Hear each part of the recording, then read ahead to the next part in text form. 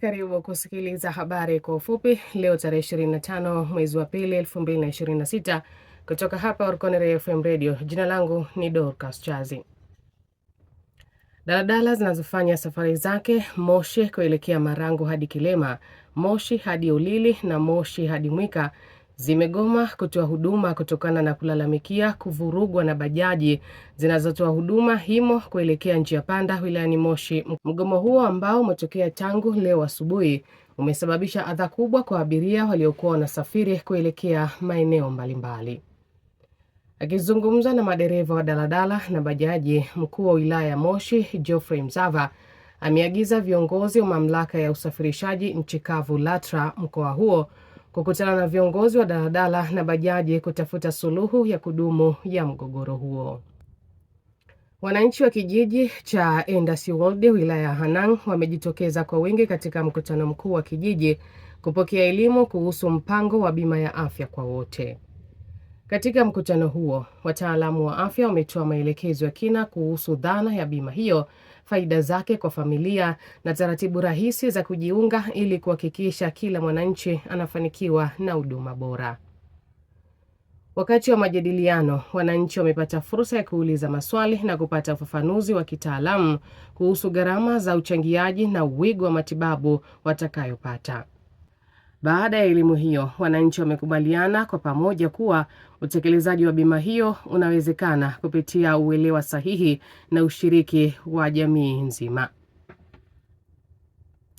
Serikali ya Tanzania imesajili rasmi dawa ya Lenacapavir kwa ajili ya kudhibiti na kuzuia maambukizi ya virusi vya ukimwi, hatua inayotajwa kuleta mapinduzi katika tiba ya kinga dhidi ya maambukizi hayo nchini. Dawa hiyo ya sindano inayozuia maambukizi ya VVU yenye uwezo wa kutumika kama mbadala wa ARVs kwa wenye maambukizi ya VVU ilionyesha ufanisi kwa 100% katika jaribio la kwanza la utafiti nchini Uganda mwaka jana. Akizungumza, mfamasia mkuu wa serikali Daudi Msasi amesema dawa hiyo tayari imetambuliwa na kusajiliwa na mamlaka ya dawa na vifaa tiba TMDA, huku mchakato wa kuingiza rasmi kwenye matumizi ya kitaifa ukiendelea kupitia mapitio ya miongozo ya matibabu. Habari ya kimataifa. Ndege ya kivita aina ya F-16 ya jeshi la anga la Uturuki imeanguka wakati wa mafunzo katika eneo la magharibi mwa nchi hiyo na kusababisha kifo cha rubani, mamlaka za eneo hilo zimesema.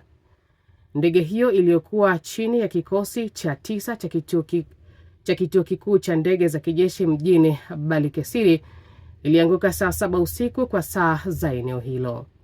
Maafisa wamesema mawasiliano ya redio na ndege hiyo yalikatika muda mfupi baada ya kuruka, hali iliyosababisha operesheni ya utafutaji na uokoaji. Timu ya dharura baadaye zilipata mabaki ya ndege hiyo na kuthibitisha kuwa rubani amefariki dunia katika ajali hiyo.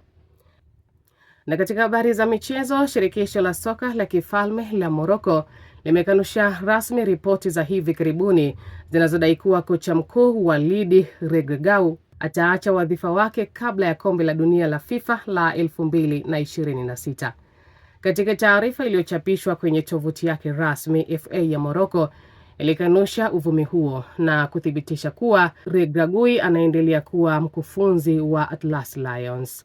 Hii ni mara ya pili kwa FA ya Morocco kutupilia mbali ripoti kuhusu mustakabali wa kocha huyo baada ya hapo awali kutoa taarifa kama hiyo kuthibitisha kuendelea kwake, huku kukiwa na uvumi unaoongezeka kwa kuondoka kwake.